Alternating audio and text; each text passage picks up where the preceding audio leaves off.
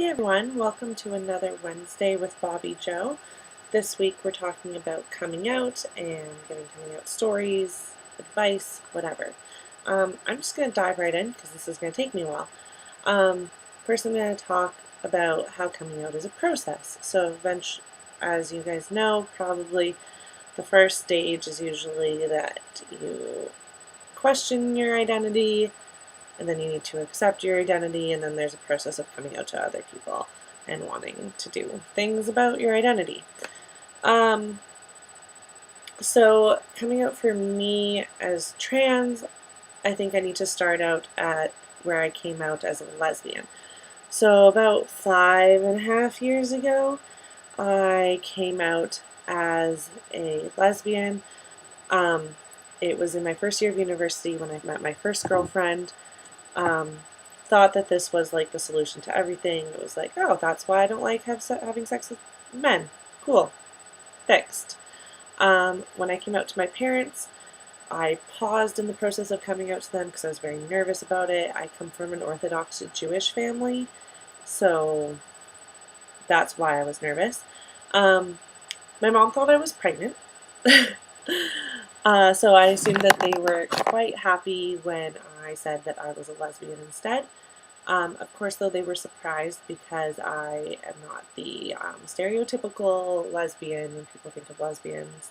Like, I am very femmy, and I was dating boys up until the time I came out, and all that good stuff. Of course, I no longer identify as a lesbian because my gender doesn't fit into a binary. It's hard for me to find a sexuality that is dependent on a binary to actually fit me. Also, as I've started exploring my trans identity, I've started realizing that I actually am attracted to more than just female bodies. I actually find that I am most attracted to trans bodies. Doesn't matter the spectrum of trans, like any spectrum in the trans spectrum I am attracted to. As I've started to explore my own masculinities, I've realized that I am actually attracted to cis men, but my placement in that I find is hard because I don't really see like a gay boy seeing me as a man, and I don't really see like a straight guy seeing me as a man and dating me. So either way, I'm kind of like not really placed anywhere, and so I don't feel like that is something I would explore until I've been on testosterone for longer. But yeah, that's a different story.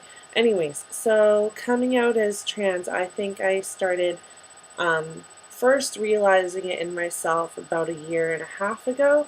Was more when I started becoming more aware of other genders that weren't just binary transgenders, like so exact transsexuals. And I started becoming more comfortable with gender neutral pronouns, and I started realizing that I actually liked some of the gender neutral pronouns, and that's a lot of what kept me from coming out as trans, because I didn't really like the pronoun options and I didn't see male pronouns as fitting me. So that really helped a lot. So once I started becoming more comfortable with gender neutral pronouns, I really started realizing that that's who I was. And like I said, even now, like half the time I identify with they, them, their, half the time I identify with he, him, his. So it's really like jumps back and forth still. So once I started realizing that I was genderqueer, I started looking into my past to see if there was any things that should have signaled to me that I am genderqueer. And one thing that I realized was that when just before going through puberty, I really thought that I was intersex because I was a really late bloomer.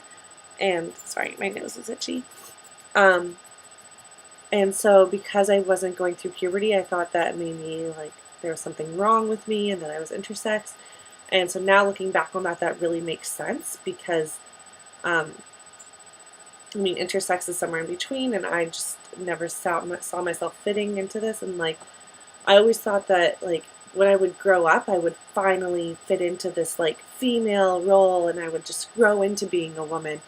And of course, that's not true. Like, I still see this idea of woman as like this big thing over there that's like just not achievable, and I don't know how to be that. And although a lot of other people seem to think that I am that, like, really well, and that I fit into it very well, but it's never something that I can see fitting. And even though I display a lot of feminine qualities, it just doesn't seem to match in my brain, which makes sense because I am genderqueer.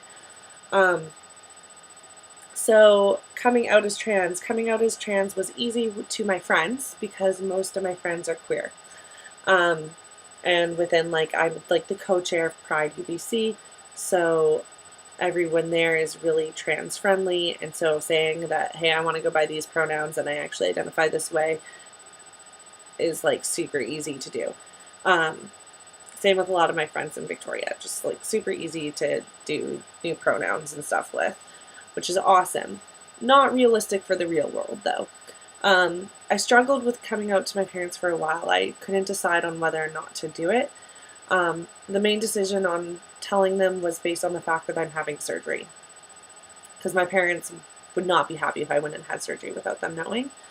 I'm also really happy that I told them because I ended up taking testosterone. At the time, I wasn't thinking I was going to go on testosterone, but I am on testosterone. So again, very happy that I told them.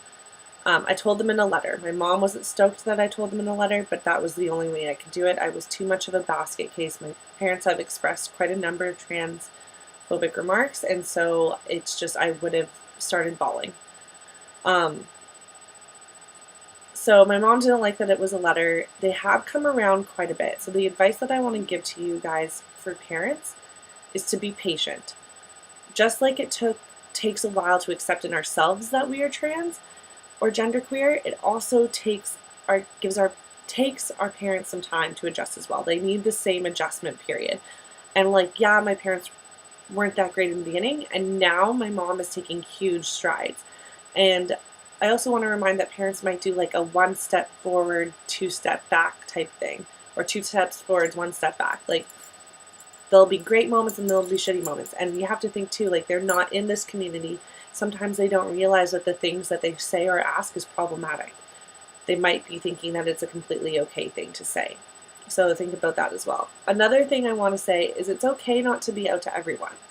Like, I don't bother to be out to a lot of people because I know they will not understand my gender. I present typically female most of the time. And so that's how I'm going to be read. I'm actually a lot of the time read as a straight woman. And I just find that surprising. I don't think I exemplify anything straight about me. But like, just so you can get an idea, like, I am very femmy. Like, I'm even wearing a skirt today. So like, it's not shocking to me that I'm not read that way, and I wouldn't expect people who aren't in the community to understand that, like, presentation is separate from gender, and that gender is separate from your sex. So, and it's just like, in some senses, it's too much effort to try and explain what a non-binary gender is all the time, so it's kind of just like not worth it. Yeah, the people who are close to me in my life, I expect them to call me by the pronouns that I prefer. Like, if they don't, that's just extremely disrespectful. And explaining to a friend who isn't in the queer community about this can be difficult, and it definitely is more difficult. A great way to explain it is by talking about like a trans person who identifies fully with the binary, and then moving from there to bring in the fact that there is non-binary genders, so that they can start taking your gender seriously in the sense that it is a trans identity. It just doesn't happen to be an extreme transsexual identity, if that makes any sense to you. Yeah, so like, again, there's no shame in not coming out to certain people. There's also no shame in not coming out to your family or not coming out at a certain time if it's not safe. I think the first 2 videos have explained that as well.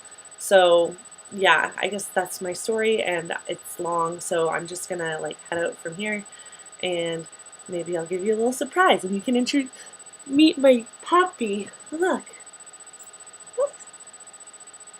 Okay, bye.